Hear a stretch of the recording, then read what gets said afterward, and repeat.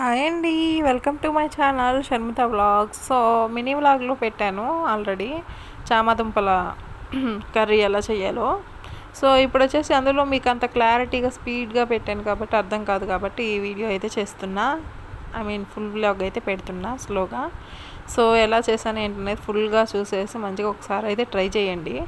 First of all చామదుంపల్లో మనం eggs కానీ, ఎండు చేపలు కానీ, అలాగే ఎండు రొయ్యలు కానీ ఏ వేసుకున్నా టేస్ట్ అయితే సూపర్గా ఉంటుందండి.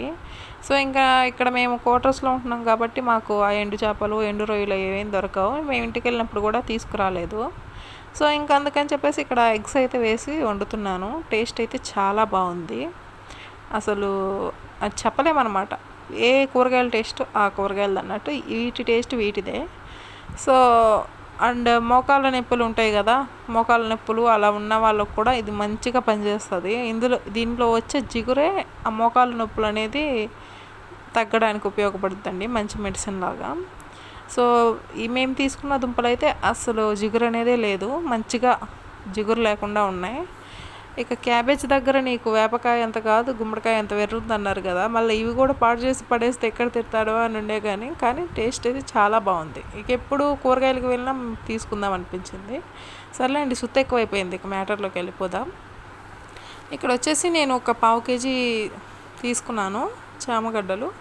అవి మంచిగా ఎగ్స్ అవి ఉడకపెట్టేసుకున్నాను అనమాట. ఒక 3 విజిల్స్ రానిస్తే ఫుల్గా మంచిగా ఉడికిపోతాయి.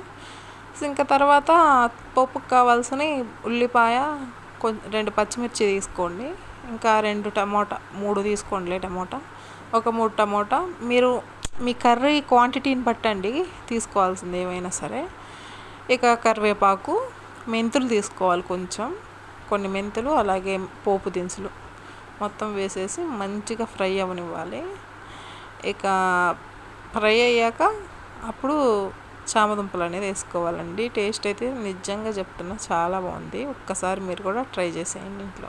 ఫస్ట్ ఆఫ్ ఆల్ నేను బెంగళూరు క్వార్టర్స్లో ఉన్నప్పుడు ట్రై చేశానండి. అప్పుడు ఏంటంటే ఫస్ట్ తేవడమే వండేస్తే బాగుండేది. బట్ నేనేం చేశానంటే తెచ్చేసాక అంటే అవి ఎలా వండాలో ఏంటి జిగురు వస్తాయి కదా అని చెప్పేసి అంత ఇంట్రెస్ట్ చూపించలేదు వండడానికి. పక్కన పడేసి ఒక 2 weeks అలా దాటాక వండితే అవి ఉడకేసాకే తోలంతా ఇట్లా ముడుచుకుపోయినట్టు అయిపోయినాయి అనమాట. అంటే దుంపలు అంత ఫ్రెష్గా లేవు. సో టేస్ట్ వచ్చి యావరేజ్గా ఉంది. ఇదైతే నిజంగా చాలా బాగుందండి. ఇక పోపుకి వచ్చేసి మనం ఆయిల్ వేసుకోవాలి, తగినంత ఆయిల్ వేసుకొని పోపు దినుసులు అలాగే మెంతులు వేసుకొని మంచిగా ఫ్రై అవ్వనివ్వాలి. ఫ్రై అయ్యాక కరివేపాకు యాక్చువల్గా ఎక్కడ దొరికిందో మా హస్బెండ్కి తీసుకొచ్చారనమాట నిన్న. సో ఇంకా కరివేపాకు ఇక్కడెక్కడ మా క్వార్టర్స్లో కరివేపాకు అంటే చిన్న మొక్కలు ఉన్నాయి, నాకు అసలు తెలీదు. మా ఫ్రెండ్కి వస్తుంటే చూశాను, ఇంకా మరీ చిన్న మొక్కలే అని చెప్పేసి వాటి అయితే కొయ్యట్లేదు. ఇంకా కూరలన్నీ మీరు చూసినట్లయితే కరివేపాకు లేకుండానే ఉంటాయి. అదే ఇంటి దగ్గర అయితే బొచ్చడి కరివేపాకు అండి, ఎంత కావాలంటే అంత. కానీ అంతే కదా, మన సొంత ఊర్లో ఉన్నట్టయితే ఉండదు కదా ఎక్కడ.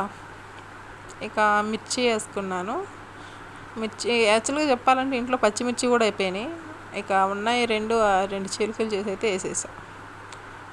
అదనమాట. కొంచెం పసుపు వేసుకుని మంచిగా ఫ్రై అవ్వనివ్వాలి ఉల్లిపాయ. ఇక టమాటా ముక్కలు అయితే బాగా వాటర్ పైకి తేలిపోయి మనకి ముక్క వడిలిపోయిన దాకా ఫ్రై చేసుకోవాలండి. కొంచెం ఉప్పు వేసుకుంటే మీకు త్వరగా మగ్గిపోతుంది. ఆనియన్ కానీ టమాటా కానీ ఉప్పు వేసుకుంటే త్వరగా మగ్గిపోతాయి. మళ్ళీ బెండకాయ ముక్కల్లో పోపు వేయంగానే ఉప్పు వేయకూడదండి, జిగురు వచ్చేస్తుంది. అవి ఫ్రై అయ్యాక మనం ఉప్పు కానీ ఉల్లిపాయ కానీ వేసుకోవాలి. ఇక మూత పెట్టేసి తీసాను, మంచిగా మగ్గిపోయినాయి. ఇక ఉప్పు వేసుకుంటున్నాను. మా పాపతో ఎక్కడండి నాకు అయ్యేది, అసలు నేను వీడియో తీసే టైంలోనే పడుకున్నది కూడా లేసేస్తుంది యాక్చువల్గా. ఇక ఫోన్లో పెట్టి ఇవ్వాలి దానికి, హైడి అలాంటివి చూస్తూ ఉంటుంది అనమాట, రైమ్స్. ఇంక ఇక్కడ వచ్చేసి కారం కూడా వేసేసుకున్నాను. ఇప్పుడు ఇక దుంపలు ఎగ్స్ వేసేసుకోండి.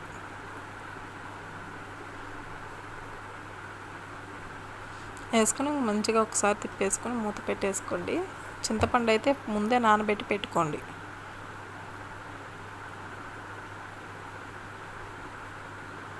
చింతపండు ముందే నానబెట్టి పెట్టుకొని మంచిగా దాన్ని గుజ్జంతా తీసి అప్పుడు వేసుకోండి. కొంచెం ఎక్కువే నానబెట్టుకోండి చింతపండు, పులుపు అనేది తెలియదు అనమాట. చూసారా, చింతపండు అయితే నేను లేవగానే మార్నింగే నానబెట్టేశాను. ధనియాల పొడి అండి, నేను గరం మసాలా మాత్రం వేసుకోవట్లేదు. ఎందుకంటే కొన్ని కూరల్లో గరం మసాలా అనేది ఫ్లేవర్, అంటే గరం మసాలా ఫ్లేవరే స్మెల్లే వస్తుంది, ఆ కర్రీ ఫ్లేవర్ అనేది తెలియదు. సో నేనైతే ఈ కర్రీలో గరం మసాలా వేసుకోవాలి, ధనియాల పొడి ఒక్కటే వేసుకున్నాను. ఇక చింతపండు పులుసు కూడా పోసేసాను. మూత పెట్టేద్దాం. మూత పెట్టేసి మంచిగా ఒక 9 to 10 minutes అండి, మీడియంలో, అంటే మరీ లో కాదు, మీడియంలో మగ్గనిస్తే ఆల్రెడీ దుంప ఉడికే ఉంటుంది కదా, మంచిగా ఆ టేస్టే వేరు.